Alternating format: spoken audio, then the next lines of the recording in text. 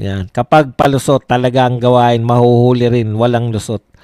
Mag-utakan sila, si Lacson walang utak. Hindi po. Nalalantad lang po sila ngayon. Iba level ni Senator, correct. Mataas talaga yung level. Kaya ngayon, may sinabi pa si Lacson, minaliit na naman si Marcoleta, di ba? Ayon dun sa mga abogadong kakilala niya, low level lang. Anong low level? Hindi po yung mga matatalino, sabihan nyo ng mga ganyan, hindi po ma-insecure, maano yan, hindi po ma-andap yan.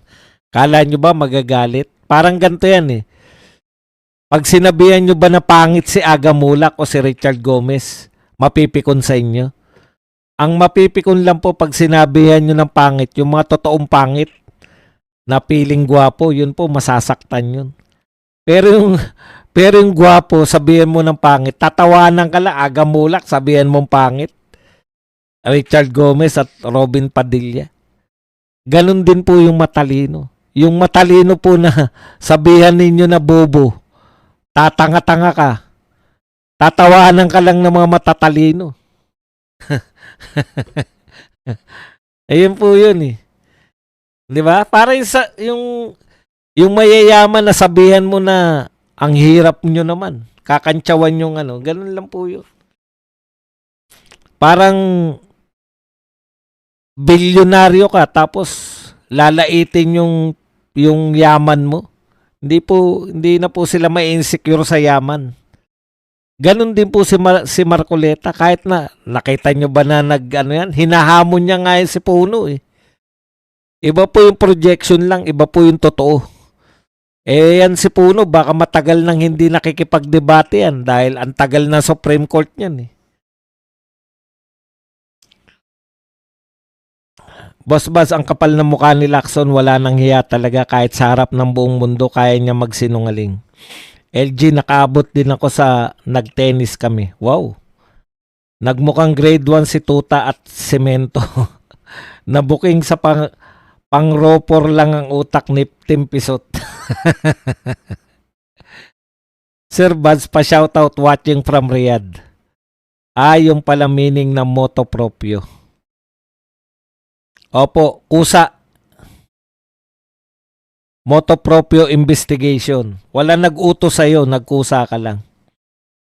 Tama po, Boss Buds, ang salita mo. Maraming salamat sa'yo, Melchor. Guilty si Pinky. Boss Aratili, sa mga sagutan kanina ni Lacson at Marcoleta, ano dapat ang expectation natin sa mga susunod na araw? Meron na bang mga whistleblower na magsasabi? Ang payo ko sa inyo, huwag kayong mag-expect. Masasaktan lang kayo. Di ba? Pag wala ka expectation, parang sa chiching yan, ano ko lang to, 10 yung niligawan mo, wala ka expectation. Busted din ka man ng siyam. Sagot, di ba? Ganun lang yun eh. Wag kayo mag-expect. Pag hindi kayo nag-expect at bumigay, ba okay? Okay to, bumigay. Bonus na bonus yun. Siping ay ulaga. Sir Baz, magtanong nga kayo. Magtanong kayo sa akin. Gusto kong magtanong eh. Kasi ang hirap po sagutin ng hindi tanong sa totoo. Sir Baz, kayang-kaya mong talunin si Lacson sa debate. Depende po sa topic. Kasi kung ang topic tungkol sa kapulisan,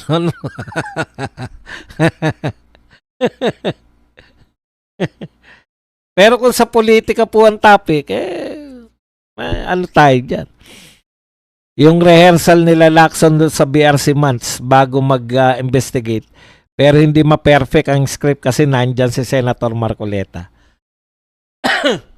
Kaya pala low level kasi wala siya maisagot. Parang bata si Lacson na sabihin, hindi ako interesado. Tapos biglang inamin, hindi pala alam. Yun po ang wala kang kalusot-lusot. Pag sinabi mong alam mo, di ba? Pag sinabi mong alam mo, alam mo pa. Alam mo pala. Alam mo ba 'Di ba nakalagay diyan? Ganun na yung susunod na ito. Hindi ba kung alam mo 'yan, 'di ba nakalagay diyan na sa probisyong ganun, yari ka na nun. Pag sinabi mo namang wala ka, buti nga hindi siya binutata doon eh. Hindi mo to alam. Salita ka ng salita ng tungkol sa na ako ay lumalabag sa na pinamimigay ko sa China ang, di ba? Tapos hindi mo pala to alam. Kung ako yun, gagal.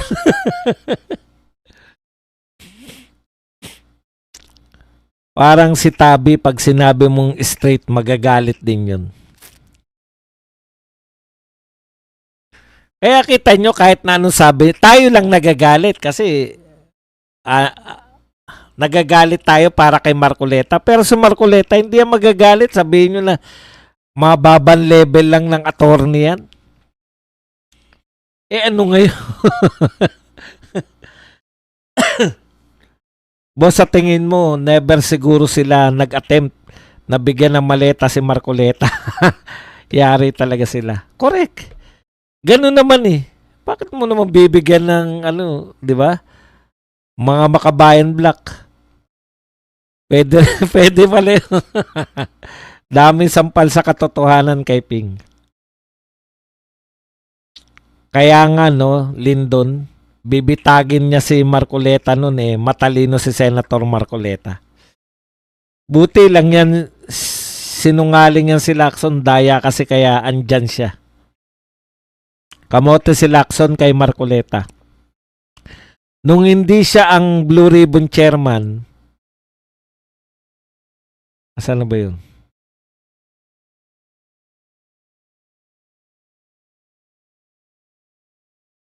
Nawala yung ko. Yung binabasa ko nung hindi siya yung chairman. Parang si Lacson tuloy ang neophyte. Tangu-tangu lang sana si Pinky para hindi alata. Moto proprio. Moto proprio. Boss Buds, nung maging senator si Marcoleta, ngayon ko lang nalaman na nagsitandaan lang pala sa Senado ang mga yan na kapiranggot lang palang alam. 'Di ba? Sabihin akong pangit, sasabihin ko lang thank you. Kasi alam mo maganda ka, hindi ka masasaktan eh.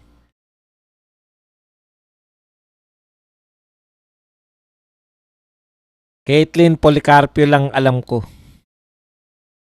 Boss Buzz, tignan mo si Llamas. Galit na galit nung sinabihan ni Robin ng pangit. Di ba? Di ba? Nakita nyo? Doon siya nasaktan. Hindi niya makalimutan si Robin. Sinabihan. Si Robin lang ang tanging nagsabi sa kanya nun. Si kasi, feeling niya patas-patas lang sila. Si Guanzon eh. Pero nung si Robin yung nagpamukha sa kanya na pangit siya, doon siya nasaktan. Di rin naman siya makapalag. Di rin siya urungan ni Robin kahit na anong labanan, kahit barilan.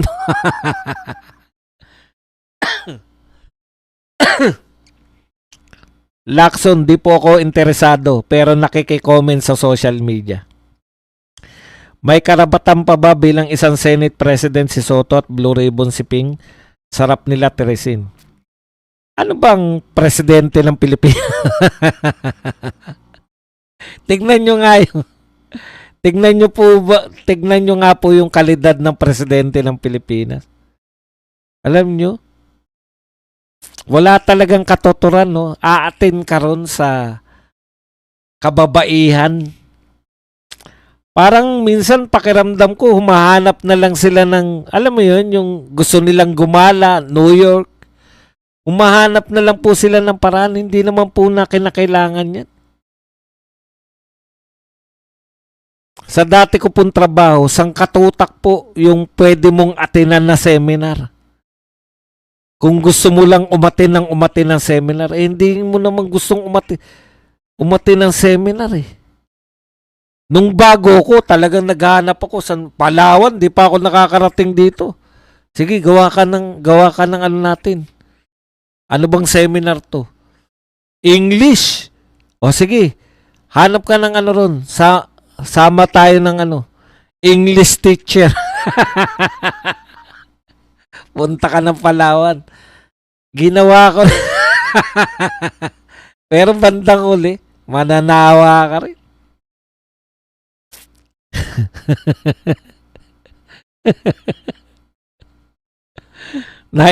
Maiinip ka lang. Wala naman po siyang kontribusyon dun eh. Ang malaking tanong, kailan maghihiring ang BRC o meron ba hearing? Yun nga po yung tanong ni Marcoleta, di ba? May karapatan pa ba? Senator Marcoleta, kahit na ano pang insulto mo sa akin, sasabihin niya lang magtrabaho tayo. Hindi ka maging tama kung pumapanig ka sa mali. Michael Remulta. Boss Bans, dito sa Dubai, bukod sa laging alert sa cellphone, regular lang ang buhay namin. Kasi na-intercept nyo eh. Na-intercept nila. Ang nagkakasunog lang minsan pagka yung debris eh. Daig na matalino ang tuso. Jor Philippines, Bujor. It is also usually pronounced moto proprio, silent R. Talaga, may R pala yun. hindi ko alam eh. Hindi ko rin alam na may R yun. Alam ko moto proprio eh. Tignan nga natin spelling na moto proprio.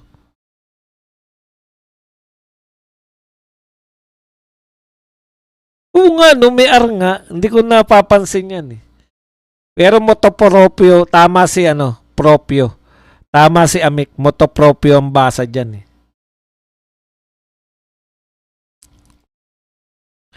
Mahirap talaga yung may inseguridad ka. Yun. Kasi lalabas at lalabas yan eh. Kaya dapat tatanggapin mo yung mga kakulangan mo. Pagtatawanan mo na lang. Katulad kami ni Amik, tanggap na namin na senyorita. Pagtatawanan mo, tama, ano ba magagawa mo dyan? Pera na lang kung gusto mo magpa-opera pa. Papa-opera ka pa ba niyan? Wala namang problema dyan. Daig na matalino ang tuso. Yan.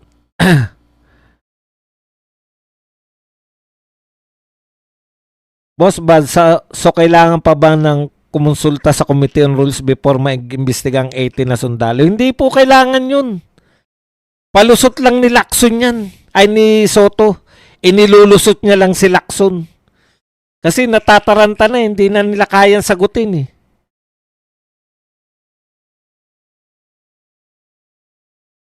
Daig mo pa singiwi, Badongers, may panyo ka kanina sa Biraders. Ang init po. Ang init po yung mula dun sa sa tinitirhan namin, maglalakad ka sa initan. Ang init talaga. Tapos kami, 'di ba? Nasanay si Pinky kaya hindi ako nagkakape pagka naroon sa sobrang init. 2:00, tirik na tirik ang araw. Nasanay si Pinky na sila ang maangas at hindi basta-basta nababara. Only now siya naka-experience na may bumabalagbag sa kanya. Kasi yung mga matatalino dati, ginagawa silang tropa-tropa lang sila nila Big Man Drilon, di ba? Si Marcoleta kasi mapagpatol.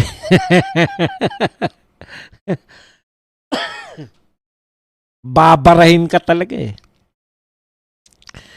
Pero bakit pag nakikita ko sa social media, nagpupunta si BBM sa ibang lugar, yung mga tao parang nakakita ng artista, kala mo kung makasigaw.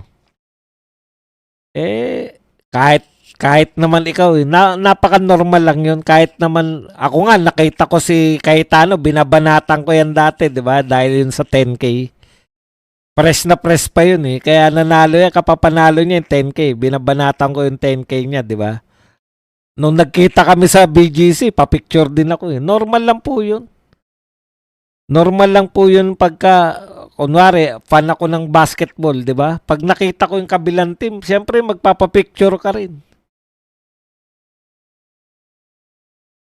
Hirap na si Tuta Soto at Lacson ipagtanggol si BBM.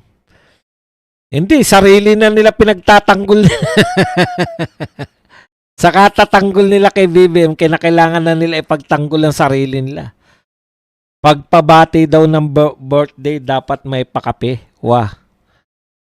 Sino ba may birthday? Daig mo pa singwe, Baldongers may panyo. Bakit daig ko pa si ngiwi?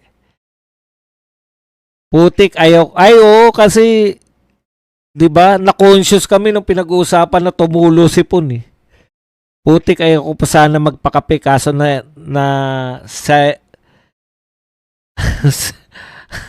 nasaling mong ego ko sa senyorita. Bravo.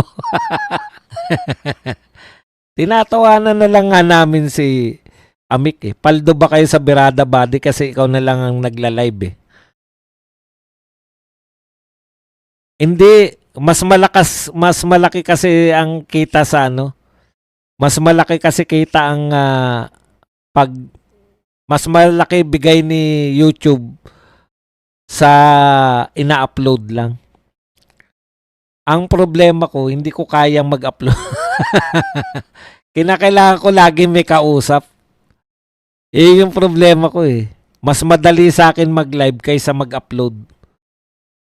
Kasi pagkatapos mag-live, tapos na eh. Pwede na ako matulog. Yung upload, parang ang daming trabaho. Ano man mangyari sa live? Naka-live ka eh. Wala ka na magagawa dyan eh. May maglokoman. Yun lang ang kagandahan sa live. Pagkatapos mo magsalita ng 1 oras, mahigit, tapos ka na rin. Yung upload kasi, magbe-video ka, tapos i-upload mo. Mahaba yung proseso. Salamat po, Team Senioritas, Amekers ni KB. Konti pang birahin ni Senator Marcoleta, siguro si Boy Hula, mabubuksan din siguro yung flood control. Hula no? Meron bang nag-motion to refer to Committee on Rules as suggested by Itbulaga? Wala na. Na ano na sila, na-amaze eh. Ayaw na rin nila magsalita kasi babarahin sila ni Marcoleta. Parang may takot kay Marcoleta yung mga senador eh, no? Ayaw ko mapahiya sa... Si Erwin Tulfo, nung ano yan, ang tapang-tapang yan eh. Pero pagkarap si Marcoleta, tuping-tupi eh. Wala, parang nano na lang nila. Good evening po. Boss Buzz, dapat kasi nagtagulang si Lacson o kaya tango-tango yan to rin. No? Gusto niyang bumawi, no? Lalo siyang ano eh. Boss Buzz, Lacson 4-term senator and Soto 5-term senator. Taob sa first timer na si Senator Marcoleta. Parang baliw ka pag nire-record mo lang. Correct. Kasi minsan, syempre, di ba nakakatawa, matatawa ka sa reaction. Senyorita is waving, wow. Mukhang, alam mo na. Baka na, Astrid. Ipainit mo ng Kapelsar sa pool. Pag nakita mo si Trilling, magpapapicture ka rin ba, boss? Syempre! Di ba? Kunwari, Aimee, gulat kami na gusto mong malaman ang koordinasyon ng Criminal Kangaroo Court sa gitnang Europa. Tapos ang admin ng kapatid mo. Hindi ako naniniwala naman ako kay Aimee.